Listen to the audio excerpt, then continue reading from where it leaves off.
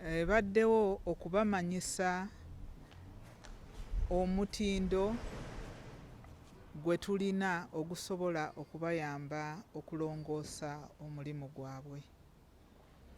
Kyekikulu ekibadde mu nsisinkano.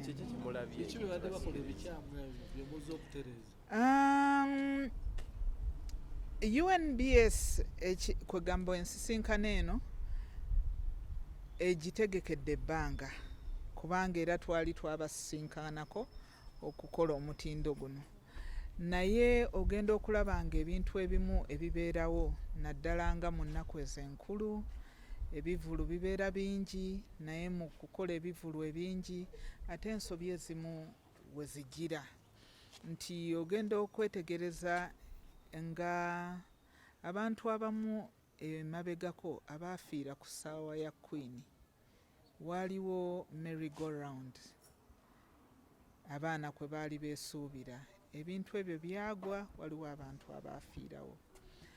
Ne weesanga nti emabegako ndowooza ekyakasinga okubaawo emabega kye tent gye baali bategese ey'omuyimbi ey'erugogo, empewo yagisitula nti kirungi abantu tebaaliwo, naye nga singa baaliwo kyandibadde kibi. Mu biseera ebya New Year's Day twalaba abantu abaafiira mu Freedom City nga bagenda okulaba ebiriroliro ku New Year's Eve, nti ate ekyasinga obubi kwe kuba nti nno abantu b'eggwanga baafiira mu kisaawe erugogo nga balaba omupiira mu mwaka ogw'2010, nti kale bw'ogenda ng'ogoberera ebintu ebyo ffe ng'ab'omutindo kwegamba biba birina kye bitukola ne bituleetera okwagala okuleetawo kye tuyita a standard solution, nti ffe ng'ab'emitindo kiki kye tuyinza okukyusaawo emirimu gy'abannaffe abavubuka ne giba nga girongooka ne baba nga beekuumira mu bizinesi. Mutindo ki basically hajja gwe bagenda okutandika okugoberera oba gwe balina okugoberera okusinziira ku mmwe kyemulabye omusetinga? Omutindo gwe tubayise okubabuulirako gwe tuyita US 929 of 2011, nti omutindo ogwo twaguwandiika mu mwaka ogw'2011, naye nga mulimu ebintu eby'enjawulo bye balina okutunulamu okulaba nti tebafuna buzibu mu bivulu ebyo oba bwe baba bategese emikolo. Ebintu bye balina okutunulako ekifo we bakolera, obugazi bw'ekifo, emiryango egiriwo, abantu be bakozesa, ebintu bye bakozesa, bwe baba nga bagenda okutegeka emitindo egyo, nti balina okusooka okuba pulaani era n'ebintu bye balina kwegamba okuteeka mu nkola nga bapulaaninga, okusaba olukusa okuva mu local governments oba local authorities, ku district, ku municipal, okusaba olukusa okuva ku poliisi, okuteekawo abantu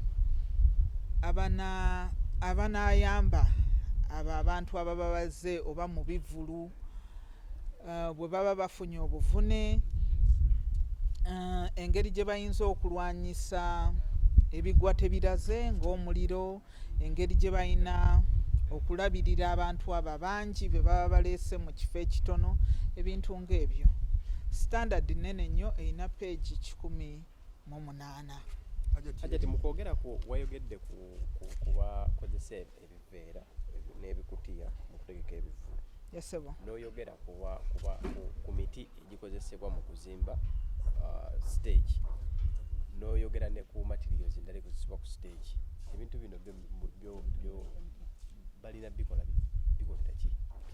Nti gwe ng'omuntu akutta omulimu ogw'okutegeka ekivulu olina okutunuulira ebintu by'ogenda okukozesa bibe nga tebigenda kuleeta buvune ku bantu abagenda okujja mu kivulu ekyo, nti emiti gy'okozesa gya mutindo ki. Oyinza okuba ng'okozesa emiti emikalu ennyo nti oli bwagulinnyako gumenyeka, kwegamba nti oba abantu ne bagwa oba seekyo mu kumenyeka ne gifumita abantu abaliwo, nti bw'oba okozesa amasannyalaze akukolera wiring akozesa bumanyirivu ki, nti kwegamba mu kuleeta abantu abo bonna mu kifo ekitono bingi nnyo ebiyinza okusoba, naye ng'omutegesi ayina ebintu bingi by'alina okutunulamu nga tannasalawo okuleeta bantu, nti era alina okukozesa abantu abalina obumanyirivu oba abaabikolako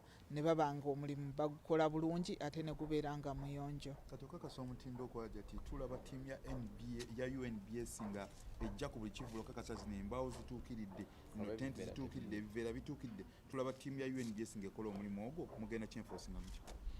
Ekintu ekyo tetugenda kikola nti buli mutindo, naye tugenda kukolagana n'abategesi ab'ebintu bino tulabe nti nno omulimu gwe bagendamu bamanyi bwe bagukola. Sisobola kugamba nti buli lwanaategeka, kuba bwe weetegereza omutindo guno gukola mu bifo eby'enjawulo. Abantu abategeka kati nga bw'olaba ababuulizi oba nga bwe babeera mu kisaawe n'asiba tenti n'agira ki, abalokola abo bayimba, ogwo nagwo mukolo. Eno boat cruise nagwo mukolo. Eno house party nagwo mukolo. Club events mukolo. Kwegamba okiraba nno nti omuntu ayinza okutegeka emikolo okuva ku mutono ennyo paka ku munene ogw'abantu abangi. N'ekikulu kya byonna kumanya nno nti omuntu amanyi biki by'alina okutunuulira okulaba nno nti abantu abayitiddwa ku mikolo egyo tebatuukibwako buvune. Kwegamba nti kye tugenda okukozesa, we are going to certify a service. It's not a product nti buli kyakola tulina okubeerawo. Tetwagala genda ate kutwala mirimu nga gy'abapoliisi, kuba ogenda kusanga nno nti abantu abo beetaaga okukolagana n'abapoliisi, beetaaga okukola n'abano bazisite kanso naki. Kwegamba mulimu ebitongole bingi nnyo ebirala ebikola emirimu gyabyo. Kitegeeza ti mugenda ku certifyinga service provider nti XYZ promoter oba event company alina certificate yakkirizibwa okutegeka omukolo? Yes, nti kwegamba nti bw'obeera ng'ogenze ku mukolo service provider XYZ gwategese, kwegamba wabeerawo omutindo gwoba osuubira kubanga amanyi kiki kyalina okukola. So kati nga munnayuganda omutegeeza nti atalina certificate eyo kwegamba nno nti oli omukozesa oba ngambe ntya, kwegamba omutwalo okimanyi nti ayinza okuba nga byakola si birungi nnyo nga tebituukiridde.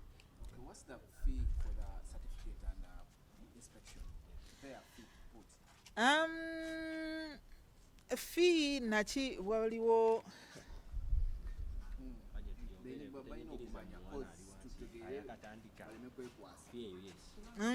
fee eyo bingi nnyo ebigigendamu, naye ndowooza fee eya certificate eyo eringa ku miliyoni ng'emu n'ekitundu, naye nga certificate eyo oba ogikozesa emyaka nga3, naye nga bingi nnyo ebigendamu bannange be babadde boogerako. The inspection is in that one. It's embedded. It's not separated. No, it's not. So certificate we wait for 3 years. Even inspection about taking 3 years. No, in the 3 years we shall come and see. Kubanga okimanyi nti abantu abamu bw'obawa certificate olumu bava ku mulamwa. So era mwegyo emyaka 3 tuba tujja ne tukebera ne tulaba nno nti okyali wali we twakuweera certificate.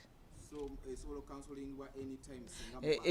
Bwe tukusanga nga ovudde ku mugendo tuba tulina kugikugjako kubanga oba okozesa erinnya lyaffe ate nga byokola tebikwatagana na mutindo. Goods once sold, no return fee. Nti wabazi obo certificate mumudizayoko. Nedda tuba tetusobola kuddizayoko kubanga ebintu bino bye tukola wabeerawo obweyamo bw'obeera okoze ki bw'otaddewo wakati wo naffe. Hajati mugenda kutunulira omuwendo gw'abantu ekyo kyogeddeko bulungi. Parking areas, emergency care posts, okubeerawo n'aba first aid yawo okitegeera ono simanya yeerumise oli simanya agudde ono akoonye munne okitegeera oba wooteeka omuntu nga bwe mulinda ambulance okujja. Olumu ogenda okulaba nga omuntu oba agudde triage webakeberera pressure temperature ebintu ng'ebyo ebintuntu ebyangu ng'omuntu we mumutwala mu ddwaliro. Emiryango njogeddeko naye ate era ne bwe twogera ku miryango olina okulaba nti omulyango si mama yingia pole. Mama yingia pole oba emiryango egyo egikogama kati nganza jati bwajati bwange nyingire mu mulyango naye nga neenyigiriza ogwo olaba bulabi nno nti ogwo tegukola okitegeera miryango egy'okutama kati olina okutunuulira obuwanvu bwagwo n'obugazi bwagwo ate era olina n'okulaba emergency vehicles weziyinza okuyita kuba olumu tubeera nazo naye n'ofuna obuzibu naye nga ambulance terina weeyita. Kaakati then abakozi nabo olina okulaba engeri gy'obateteekanyiza ekyo kiddamu we bagenda okuliira. Kasita mulimu abafuluma kati n'omanya nti bafulumye 8 n'oyingizaayo 7 n'olinda mu kifo ky'okubeera ng'opakira bupakisi nga tomanyi na bantu bayingidde era ekikuviirako n'ofuna obuzibu. Ekisembayo oyina okubeera ne kye tuyita final site design. Jjukira nti wano wonna tuli mu kupulaninga banaye tuli mu pulaani kati nti kaakati oyina okubeera ne what we call final site design. Nabagambye okozesa transparencies or tracing paper and you show the movement of the different things, the equipment, the water, the electric.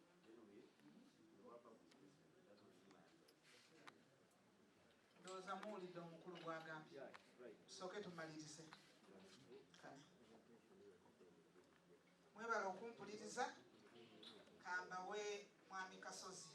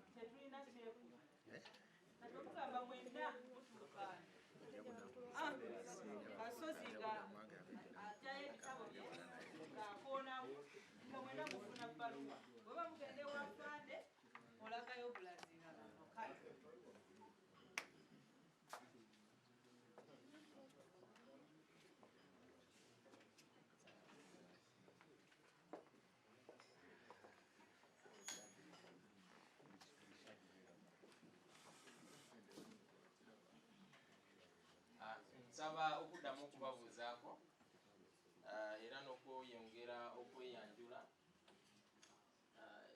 Nina okutereezaamu nakubeera nakuba naye.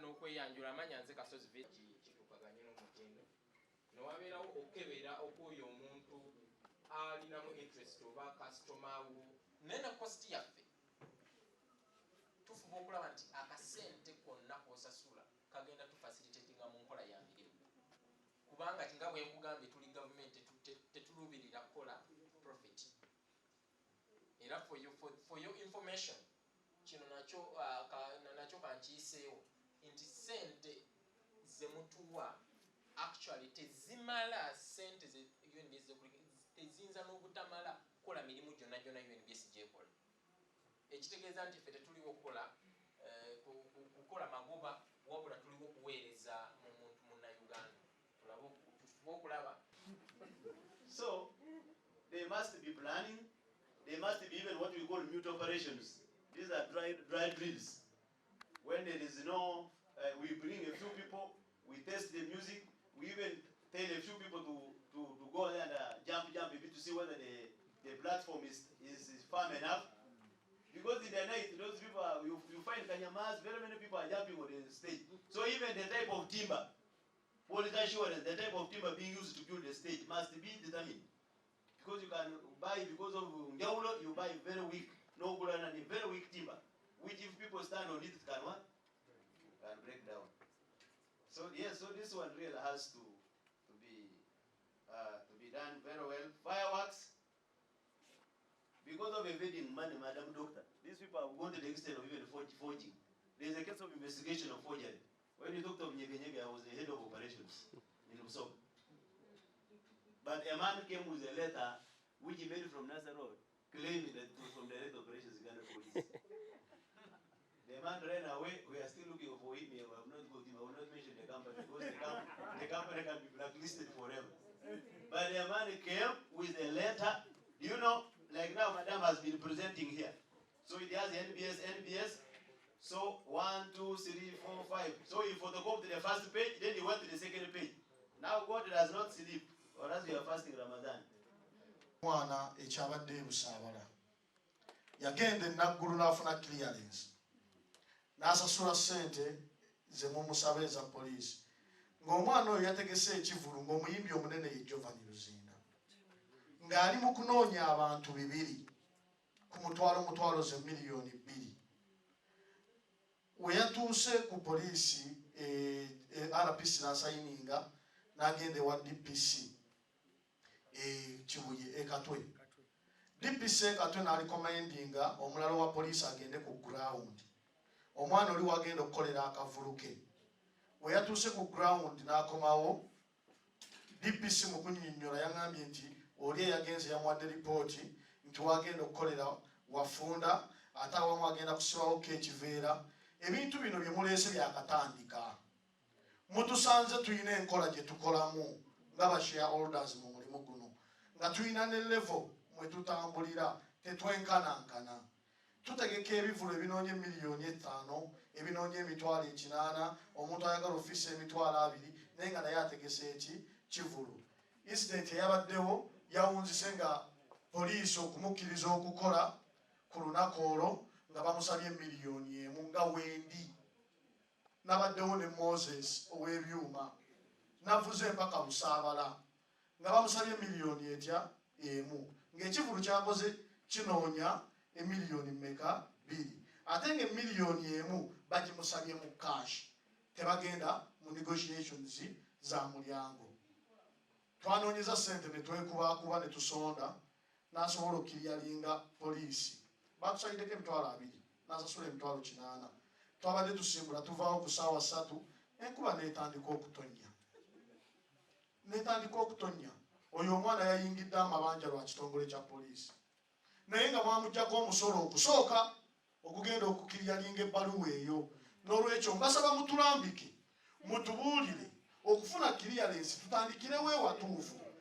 Kubanga senga osanga bali abagenda ku ground be baatandika osanga ekintu ekyo tekyalikoze tekyali baddewo nga tannafuna bbaluwa eno gyagamba nti IGP nearby districts doze ogusimu tiyo. So yensonga yange badde ku mutindo gwa poliisi.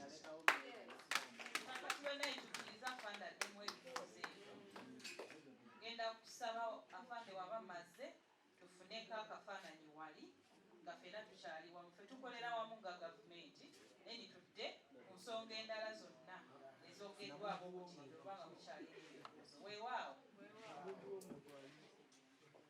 They are stretching us so much.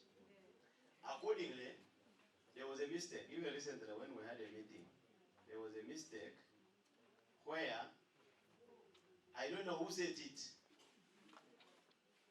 We were in a meeting and we said, a letter goes to, someone is applying for fireworks, but to the Inspector General of Police through counterterrorism. So we're asking, why should you go to the IGP through?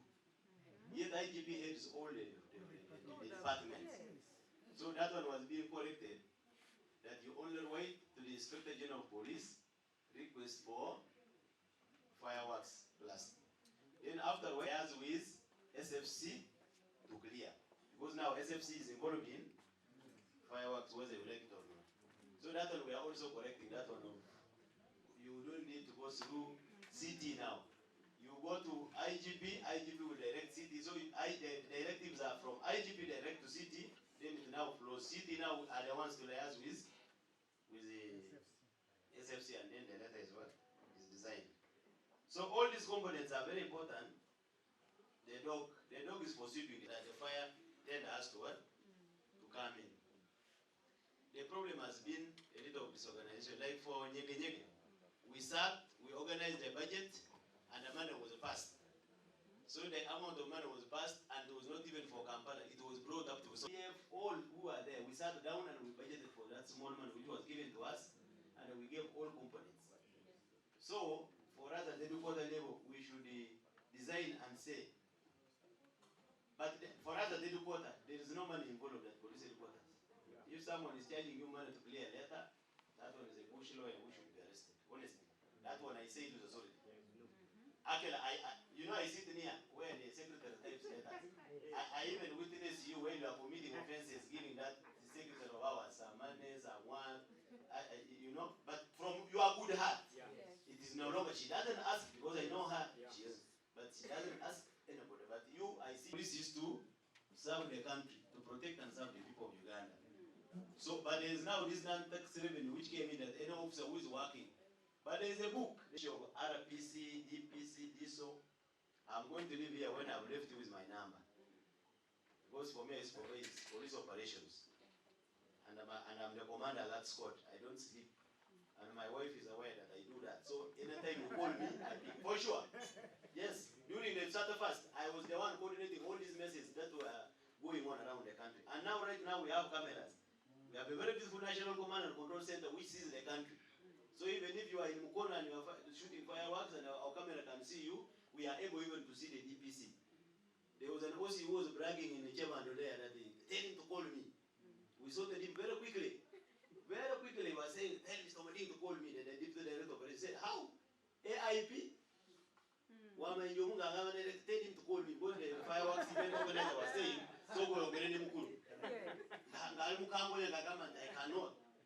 So now when I give you my number, it will be of help, not for abuse, but in case a DPC or RPC is trying to disturb you, so you go as if you are going for a short call, you can even tell him that I'm looking for change for your money. Then you call us and we see. I'm hearing here millions, before what? Yes. Now you are helping us. That is helping us because for me, I head a department called Standard Operating Procedures. Yes. Now, our constables, they have not reviewed, of course, it is unfair. There is some money for working, school safari, their allowance, which is standard for public service of Uganda. For a constable to work, it is 11 what? 12,000. No, senior officer, that's the senior officer is 12, but the constable is 11,000. Yes. Say, oh, yes, 11,000. So if you are counting the constables, you count if there are 20 constables who are deployed, they will have 11,000 when it is day. We only consider those ones. Now this ones of counterterrorism, when they are moved, they are escorting things to Moroto, fireworks to Soroti, we give them night allowance, which is 90,000 like that. But I was also hearing intelligence that some of them charge you like the way they want. Yes. That is now still what? Ignorance. That is ignorance. So we are standardizing such that the RPC, the Commander Metropolitan, should be able to be now the one knowing that this concert, you even explain osobola okumunyonyola ati eno kintu kyaki kawempe. So if you take an upcoming to Vegas and also the DPs of that area is asking for 1 million or 2 million here, we will say seriously. So if someone now a DPC our police officer will never with someone who has written that I am trying to develop myself. So for me, I am not from heaven as well, but I'm requesting that take my number. That man who is asking you for 1 million without accounting that I'm going to deploy 10 constables and because of ABCD, so we are going to standardize as well that at Kampala metropolitan level, the commander metropolitan determines that fire brigade will be this, the dogs, everything. Then we will move again more command, all the function, the amount of will help to remove this bureaucracy. Yes. Because now why should you give a baza, you give a RPC a baza at the target of poor manpower, just a quoted staff, no more baza 1 million. I'm not the again of call of your donkey work.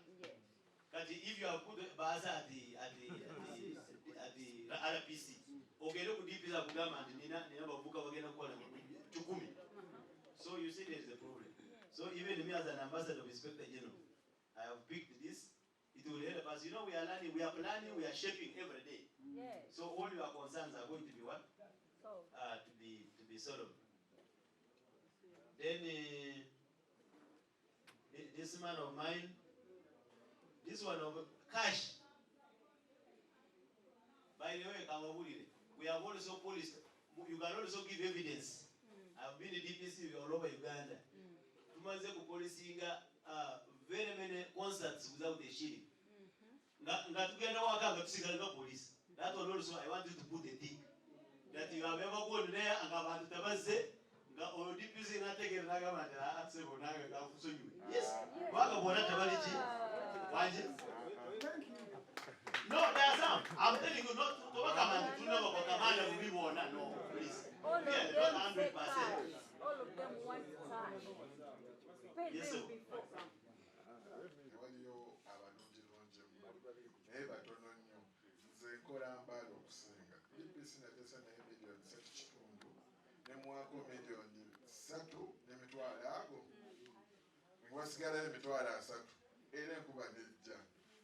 Nekola loss enkeera n'agamba abaana b'omusajja teyakoze eki yampadde ssente n'ekirala ba RPC ne ba DPC bw'obanga ogenze ku kitundu ky'ogenda okutegekerako ffe mu mutima gwaffe ne DPC agamba bosi wange ali wali and the end of that day ba RPC tebatera nnyo okusaba ssente kati nze nkola Mbaale naye nina DPC yasabako milioni 10 okitegeera lwaki njagadde okyogera omukulu balonywa yangamba mu meeting emu ojja funa mukisa w'okiyisizaawo nakamitinga DPC oyo emirundi 2 bamuyita Fred yali Mbaale kasazi nali Tororo goge mazima tubogere kuba kati gwe ogambye mulimu abantu abalungi gye bali naye be batono owulira osabye miliyoni 3 n'ekitundu wadde miliyoni 3 n'emitwalo 2 lwaki ogamba abantu bo so n'ekirala mulimu ne ba RPC abamu balisivinga ssente ate ne batawaani DPC okitegeera nakola show yasembayo nafunamu issue Mbaale omwaka oguwedde ne Bbaalamu nempa RPC ssente ate enkeera ne tukola bulungi after 1 week omusirikale yajja n'agamba ajja kukuba essasi toddamu kuyitawo wano mutukozesa tubonaabona naye wenna gye ne bannyonnyola ne DPC nga tisaafuna ku ssente yonna nengenda ku akawunti yange nezigya miliyoni egyo emu nembawa nembagamba nze nkikoze nga nze omutegesi so tukyalina issue y'amaanyi mu poliisi. Since I'm a representative of IGP, I'm going to write the report to IGP. Because recently we called a meeting of all managers of private security companies to the big tent in Nakuru. So I want to organize, we call all event organizers. We start with all DPCs and RPCs of Kampala Metropolitan as a center first. We call you and we discuss 1-on-1 and standardization of welfare of personnel when there is a function. I think this one will help us. I end by giving my number to you. Yes. Because I can help you in case really that person is asking you 5 million, 10 million, that is exorbitant, unacceptable. 0782 81. Then 0704 788 541. I am the commander alert squad. I oversee police operations countrywide. So whether it's the DPC, the RPC, we are the ones who touch. So if you are in Mali, my brother, and by the way, it takes a very big that a police officer you have paid 1 million and he even calls you and says, "Where is my balance?" I have never. How do you go in a mood? How do you even follow? If the man has told you that their concert was bad, you just swallow that one and you serve your country. Then I'm demanding you, and you even said that never come here. Yes, you have. That one cannot be DPC again, please. No, now that we are together, we shall go on Yola.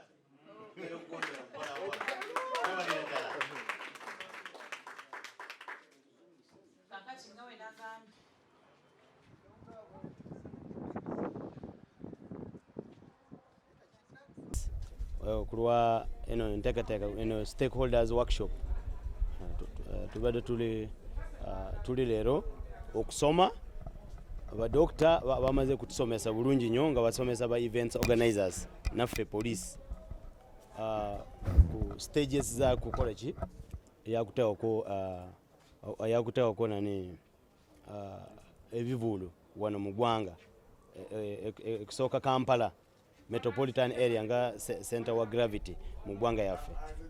Kati NBS abadde atusomesa nti omuntu okuteekateekako ekivulu waliwo standards omuntu alina okuteekako. For example tents, olina okuteekako tents za quality ki ne buveera wano bateekako basalawo mu kisaawe nga bateekako bagalawo kisaawe nga bateekako nani ekiveera quality ki erina kubaawo.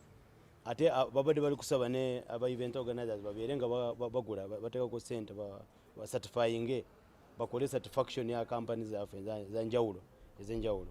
Kati kulino meeting tubadde ne engagement za question and answer. Ba event organizers batubuuziza questions nyingi ffe nga police.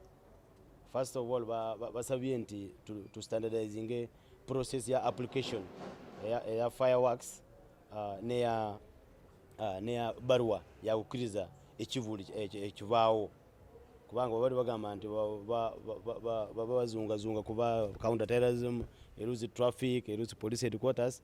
So mbaze kubagamba nti nange nga achikira IGP ku meeting eno ngenda kuwandika barua report mutwalire ajja kukola recommendation nti barua yona teita mu counter terrorism owandikire ku IGP ate through counter terrorism. So erina kubeera bawandikire IGP direct ajja ku guiding.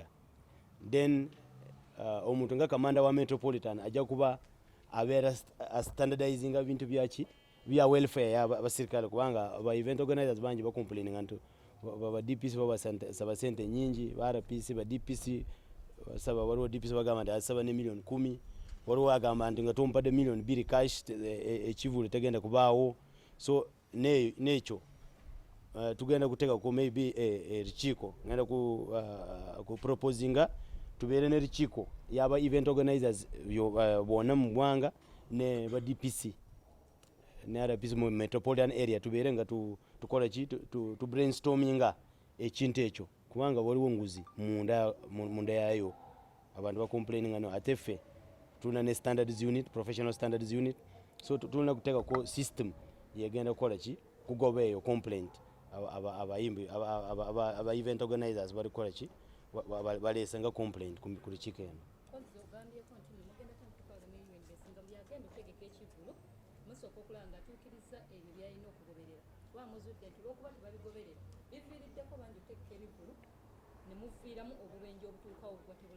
Ekituufu mwalaba wali Freedom City kikyabaddewo. So badde proposinga wano nti the next event enene ekivulu enene egenda kubaawo tulina kuyita ba NBS nga tukola planning meetings nga tuplaninga even nga tubuildinga stages abantu ba UNBS babeerewo kubanga bo basobola ne kudetermininga timber kubanga eno stages erusi tukozesa timber naye omuntu azaba kugenda wali bwayisa n'agula timber nga si ngumu ng'abantu bangi bayingira mu stage nga stage ekola ki egwa so tulina kubeera ne abantu ba UNBS batuyambe ne standards ezaki ne music system yenyine olobanga music system omuntu asasudde sente ate abantu tabawulira ndoboozi amaanyi nga bwayagala. This is for value for money. Abantu baagala ufa nene nungi aleta sound nungi. Mwebale nyo mwebale yadala. SSP Chemonges Ashraf Seiko, Commander Alert Squad, Police Headquarters. In this meeting of UNBS engagement with all event organizers in the country under the police and other stakeholders, where the most event organizers have alleged that the DPCs and other PCs plus OCs demand them a lot of money, yet some of them are just beginners. They bring in upcoming musicians and they want to start life, but the DPCs ask them, there is a DPC alleged to have asked for 10 million shillings, others 5, others 2. This is an allegation which must be investigated. But even when we are investigating, the best thing to do is, I'm going to suggest for an engagement of all event organizers and promoters. They can be invited to engage one-on-one with DPCs, other PCs, especially like in Kampala metropolitan area, which is a center of gravity, so that we really shame the devil one-on-one. This will really, because it is unprofessional to really say that the event cannot take place if you don't give me money. Yet our mandate is to protect people and their property. Then the issue of UNBS working hand in hand with police to see that the quality of stage events all the service providers is on. Yes, this is another very important thing to do, because you saw in Freedom City and other places where you see the winners blown away the tents, the stage and the tents, and shaming the country to the extent that people think of witchcraft, that maybe there was some witchcraft involved, but this is just a lack of standards. So we are going to work in touch hand in hand with NBS, such that in case there is a chivulu, we sit down, NBS staff is there, and his work will be quality control. In the event that we, even the timber for building the stage, some timber is weak, so they will determine which strong timber can be used, or even if it is wires, if it is the sound system, so that the music output is giving value for money. Because if we don't do quality, again it will come back to us police. People can riot if they have paid money and the musician has not come, or if the system does not fulfill their desires and expectations. You talked of standardizing the fee that should be paid by these event promotions. This will come out from the meeting, the engagement. I'm going to take it to IGP. There will be a standardization of fees, because we have a safari day allowance and then night allowance. If you're on safari day, 11,000 standard, as by public service, standing orders. Then if you are for night, as per rank. If you are moving out of Kampala, there is money which is designed by public service. For me, mine is 120,000 per night out of Kampala. But within Kampala here, 12,000. So this is what we should follow, so that we avoid complaints of someone asking for 10 million, yet really has deployed soldier officers, and the amount of money is small for the event person. So this is when we can really promote even this event people. Walaikum salam wa rahmatullahi wa barakatuh.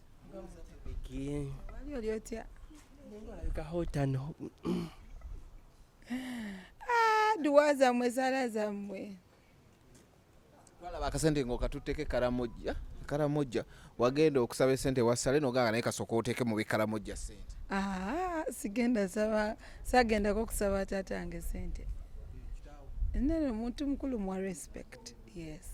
Masoka no naye mwayiga okubba okuli class osoka kugaba kumpi wali akulabe akongere. Big events omugira bebadde gaba tetutandise leero. I've been giving charity kuvanga ndi ku campus university, so and that wasn't the first charity. Katugenda kola shotwa wabana begaba baliko obulemu ne tugabira abantu emulago. So we twamala sho ne tugamba tufunyeyo kamagoba amatonotono katugaze karamoja nga tetumanyi nti ne jeno jali. Yes. Yes, tetwagenda karamoja kwetega. Twali to celebrating our Women's Day abachala ne tugamba katudiza abachala abali mu ddwaliro lya Moroto Referral Hospital. nedda omusajja naye simanyi nti gy'abeera, but we just went to Karamoja to give back to the community. Olwalero UNBS ebayise ebasomese omutindo gw'ebintu bye mukozesa ku events zammwe. Gw'omu yali ategese ekivvulu nga 10 stage n'evaawo n'egenda ekya kamiliyoni. Muviiriddeko okujjayo abo b'omutindo muleme okubonekerawo okutta abantu.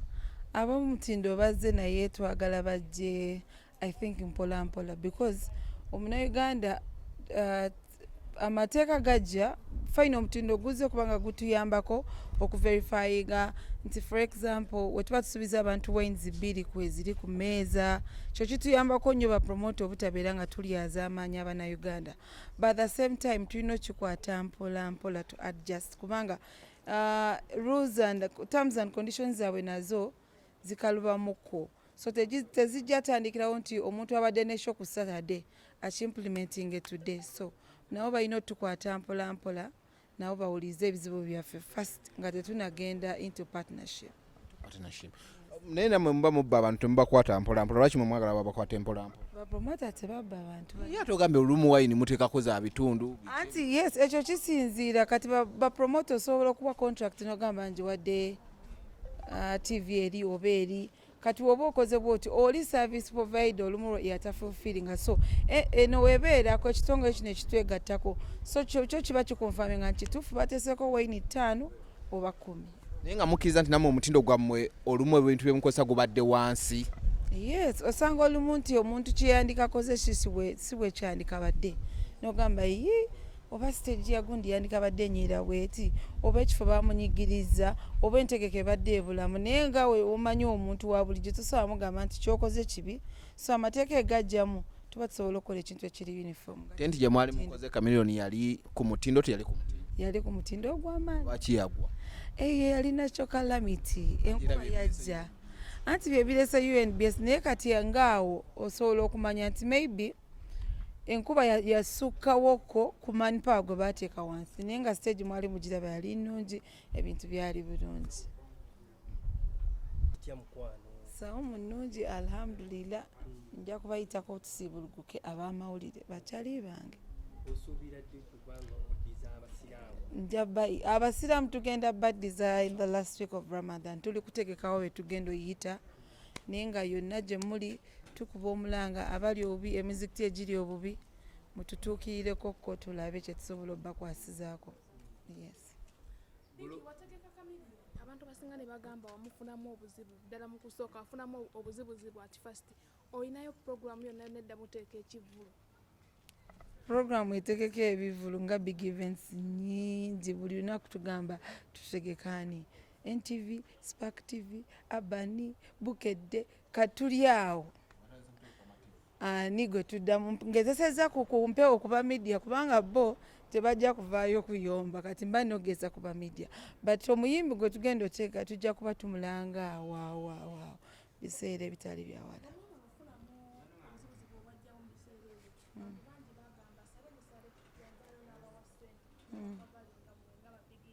Yes.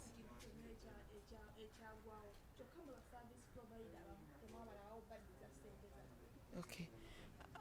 Nsaba kamera enetunuyire bulungi because abantu webagamba nti General Salim Sale we twafuna obuzibu yajja n'atuwa ssente n'akavaringa big events, si kituufu at all, si kituufu. Naye waba ndaba asobola okubeera omujulizi waffe tekibeerangako kituufu, ne ba service provider bo bakkaanya ne venda waabwe yali mukama waabwe ne bakkaanya bulungi, so tetwabalyako ssente ng'emugamba nti bawa big events ssente ate ba vendors ne babeerabira ekivulu kyako. Nedda compensation ndaba yes compensation kati omanyi ejja kujja mbujawo tenaba kujja. Nange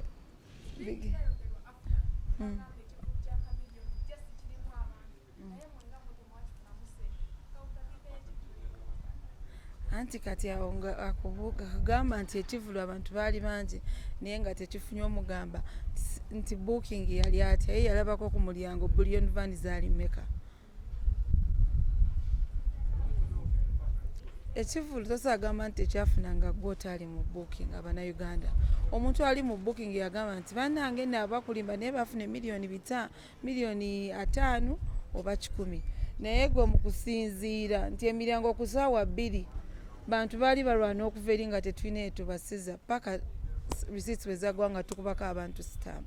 So omuntu agamba nti ekivulu tekyafuna abalimba kubanga si ali mu booking, fo twali mu booking tuli eno tumanye ekyava mu booking kwe kuddiza abannayuganda. Tudde kati ne ku UNBS madana kyenerabidde UNBS okuvaayo ne baga nti egenda kuteekawo omutindo nammwe nga mukkiriza etandika obbakebera temutandika okukozesa kintu kidogo ng'okoze ebintu ebitatuuse ku mutindo abapromota mulya nyengo z'ensi yonna ebamanyi ne mutandika okugululira abantu era ne tuddamu ne mu mistakes zeezimu. Simanyi lwaki abannayuganda bagamba bapromota tulya nyenguzi. Okay, fine.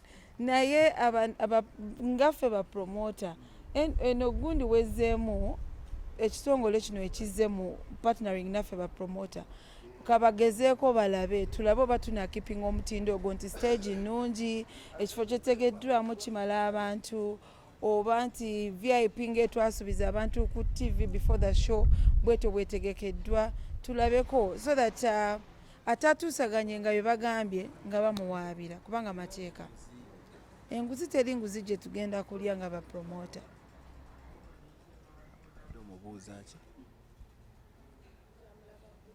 Wagala nnyo.